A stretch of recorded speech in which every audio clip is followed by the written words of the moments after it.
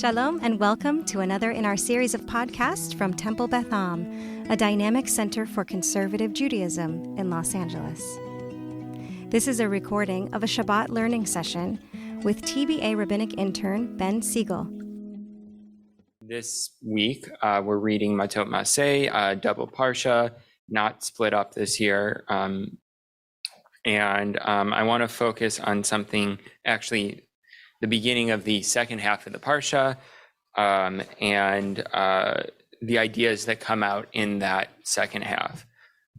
So for the sake of the Zoom crowd, I'll go ahead and read the text.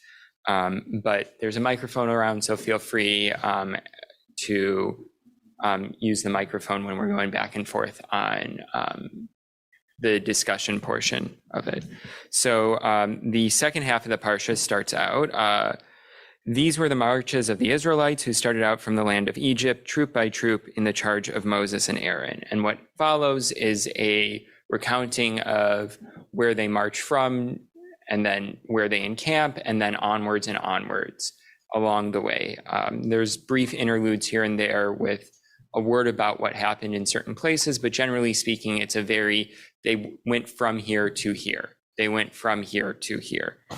And that's what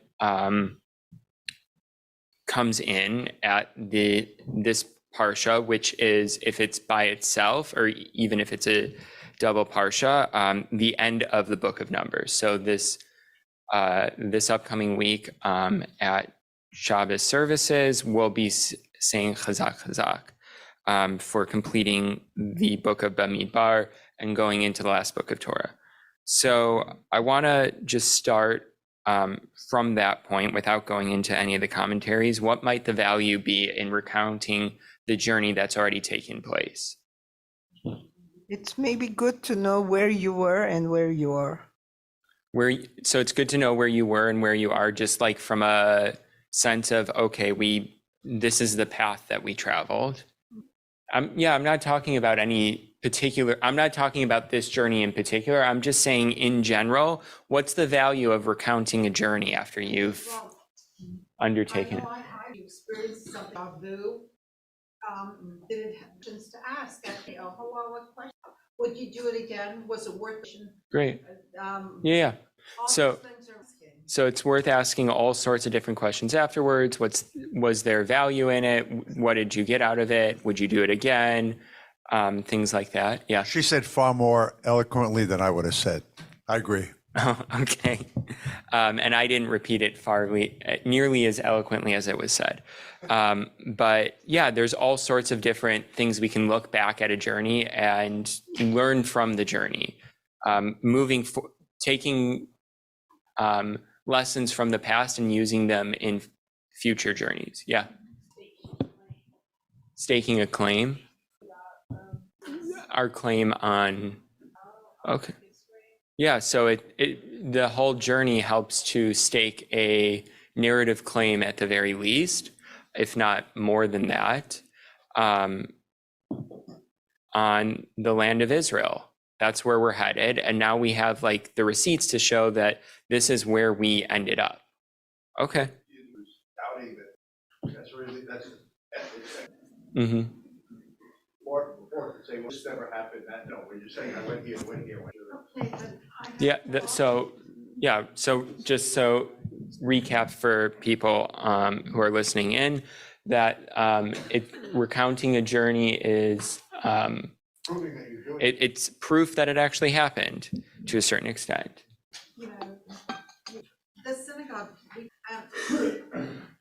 I don't know understanding of things. Journeys, they're not easy. It's not easy. It's a certain degree of aggravation and inconvenience, and it disrupts your life. Yeah. Journeys are. Anything out of it, then why go? Mm-hmm. That kind of stuff. Yeah. Journeys are a lot, and there's value in looking back at the value of them. Contemporaneous documentation. Yeah. Having a sense of what happened as it happened, because that's going to be the most accurate portrayal of what happened. Our memories start to slowly cloud over time, and it may not be the most accurate portrayal. There's a lot of things that can become a little bit rosier over time. There's a lot of things that can on the other hand, just kind of seep in and be viewed in a more negative light as life progresses. It shows resilience also. Resilience, okay. We went through that journey when we have exile or other problems. We had a march 30 years ago. Yeah. Journey. Yeah. There's, for sure. AJ? That's a great point, AJ. The idea that this isn't just a journey of the people who started it, it's also a journey of the people who were born along the way who may not know the entire journey. And so it's recounting to them that journey as they're on the eve of going into the land of Israel, which will mean that I'm going to bypass that second question there because we've kind of already answered that as well. Why this section would be at the end of Bamidbar instead of Dvarim, because now in Dvarim, Moshe is going to do his piece, but before that, we need to kind of come together as a community and reflect before the leader has the final word. So I'm gonna continue on so that we can try and get through at least a couple of these texts. Rashi has a commentary on. There's quite a few commentaries on this. The commentators go nuts for these very open-ended places to ask questions, and they're quite lengthy. So Rashi says, why are these stations recorded here? In order to make known the loving acts of the omnipresent, that although God had decreed against them to make them move about and wander in the wilderness, you should not think that they wandered and moved about without cessation from one station to another station all the 40 years, and that they had no rest. For you see that there are here only 42 stages. Deduct from them 14, all of which were their stopping places in the first year after they left Egypt, before the decree was made, from the time when they journeyed from Ramses until they came to Rithmah, whence the spies were sent out, as it is said, and then he's going to give proof that this happened where it did.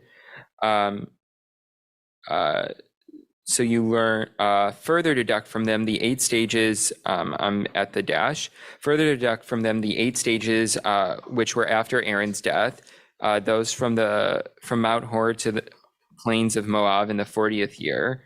It follows that during the whole of the 38 years, they made only 20 journeys. This is excerpted from the work of Rabbi Moses the preacher. Rabbi Tanhuma gave another explanation of it here, of why these stages are recorded here. There's a parable. It may be compared to the case of a king whose son was ill and whom he took to a distant place to cure him.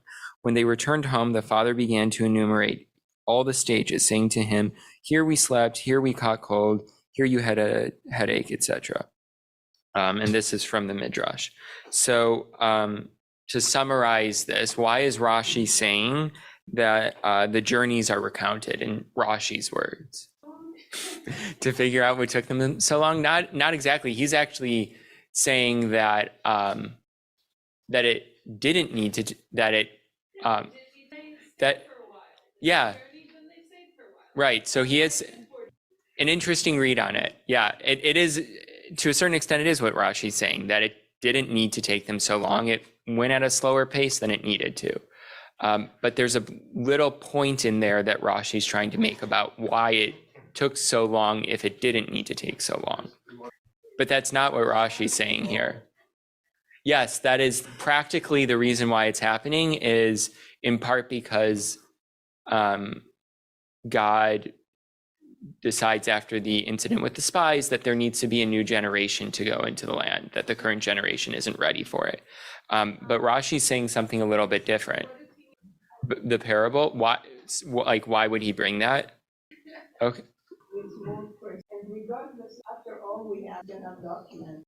The precision's important, but that's not quite the point. Rashi, it's on that first page. That is like the crux of his argument, and then he makes the argument, and he tries to prove the point again with the end. But what he's saying in the beginning is that that God is doing this slowly so that the people don't have to exert themselves constantly, so that it's not like this hurried hike through the desert, that it's a nice relaxed pace. And in that sense, God was actually taking care of them. And then at the end, why do we have this retelling of it? It's because God wants the people to know that even in these moments where looking back, oh yeah, God got angry here, God was still looking out for them the entire time, that God was trying to do these loving acts. And that's what the Midrash is trying. It's not like the most straightforward. I'll grant you all that because I see the looks. But the point is that it's like a parent, it's like a parent saying, I did all these things for you because I care about you.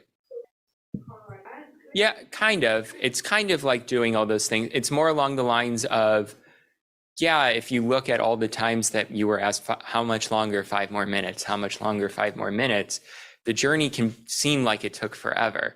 But if you look back at all those little memories along the way that were happy memories, then you realize that, and you also see where the journey was taking you, then you see that there was an attempt the entire way to show love, even as it was difficult. You had a headache. No, they're not terrible. Let's just say when it's like if you take a jet as opposed to fly from here, you drive. We're talking about stages.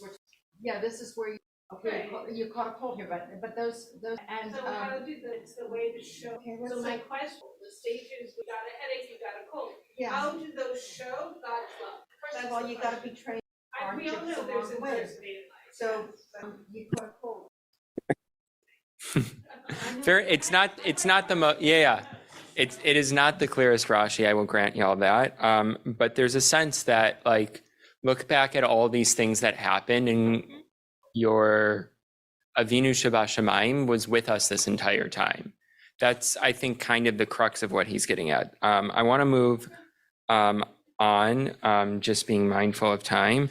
And I'm going to skip Sforno, but I'll summarize really briefly that even though he's the shortest text I brought, that it's in order to complement the Jewish people who had blindly followed God. So look at all these things that they did in blind faith for God.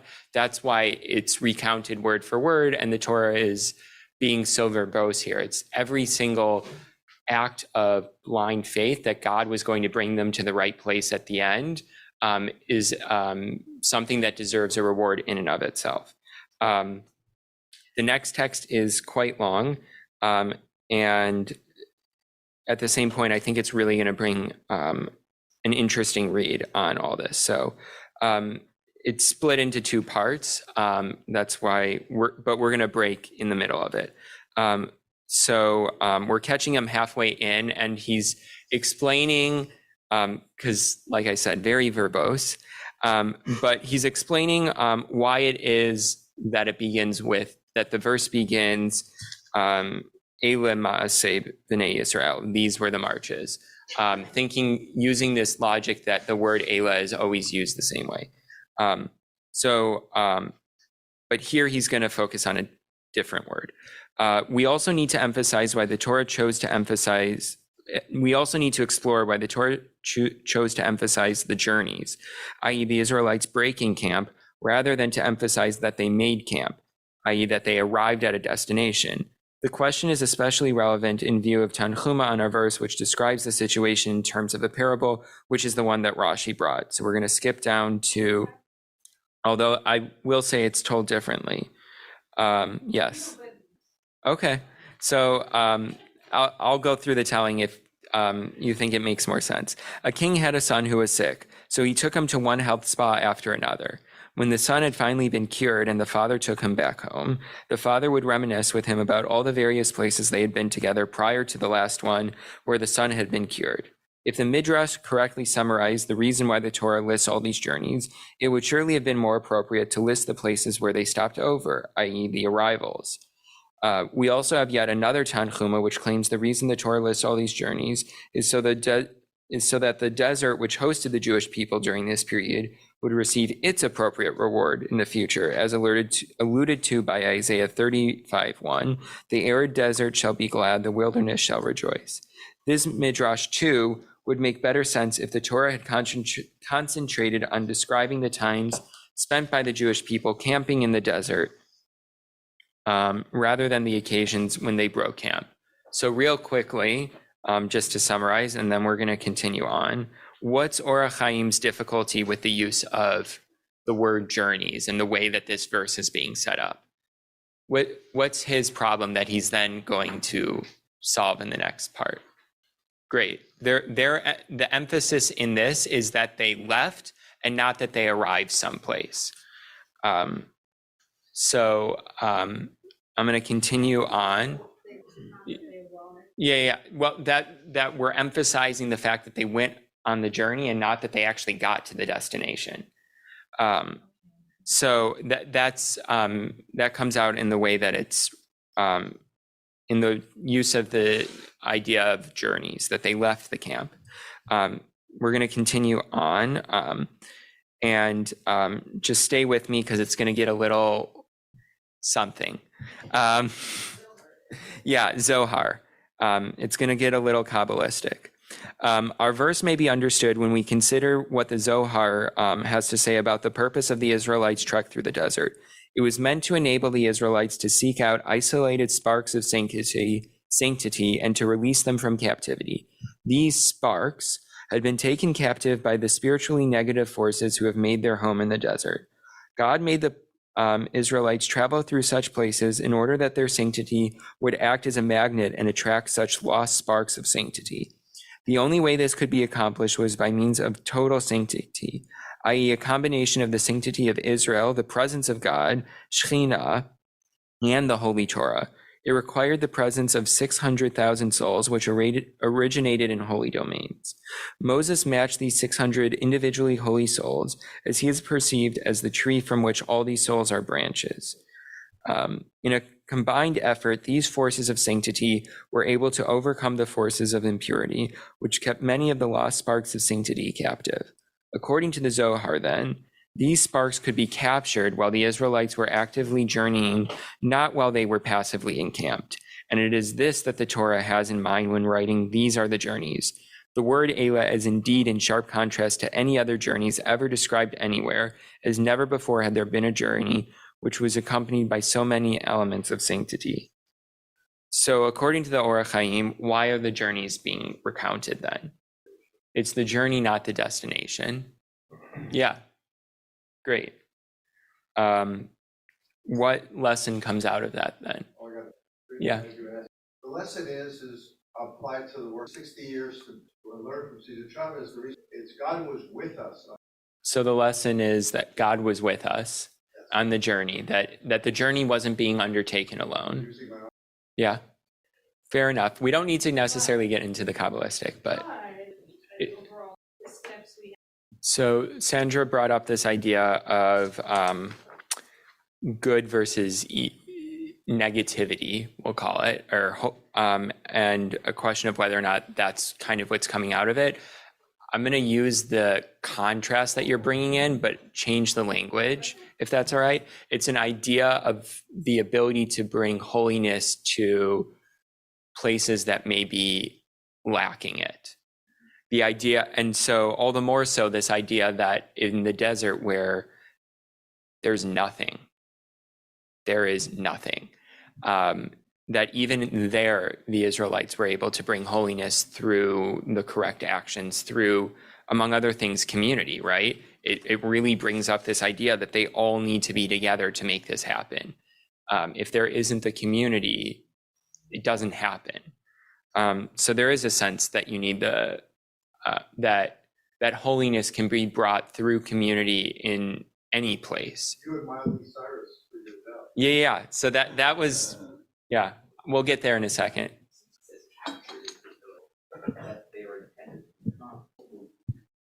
Beautiful. So there's the sense that that the people needed to go through the desert to gain the holiness. They're the magnets for holiness. They become holy in the process.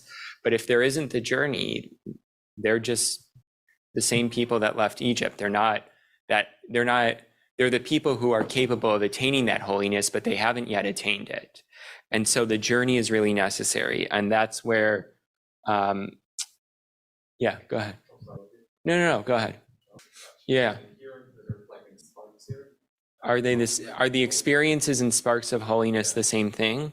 I I don't know that they're talking about the same thing in terms of, I think there's an intentional difference in the language they're using, but they are,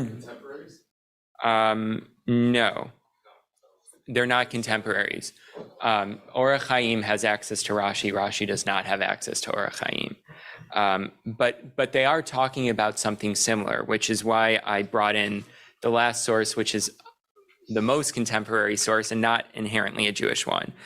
There's a sense that regardless of whether you're talking about sparks or experiences, there's something that you gain from journeys that you don't gain from sitting in place. So that's why I brought in this,